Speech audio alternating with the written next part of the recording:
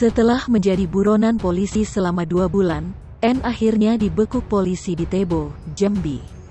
N merupakan salah seorang pelaku pembunuhan sopir Grab wanita yang ditemukan di kawasan wisata Gunung Salak, Aceh Utara pada Minggu tanggal 6 Juni tahun 2021 lalu. Sebelum ditangkap, N diketahui berpindah-pindah kota untuk menghindari penangkapan polisi.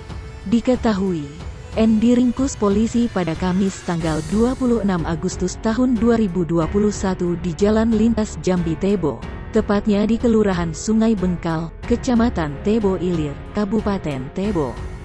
Tersangka merupakan warga Sungai Lakam Timur, Kecamatan Karimun, Kabupaten Kepulauan Riau. Keberadaannya diketahui di Tebo setelah sempat berpindah-pindah kota dalam pelariannya seusia menghabisi seorang sopir Grab wanita. Jasadnya dibuang di semak-semak, sedangkan mobil milik korban dibawa kabur oleh pelaku.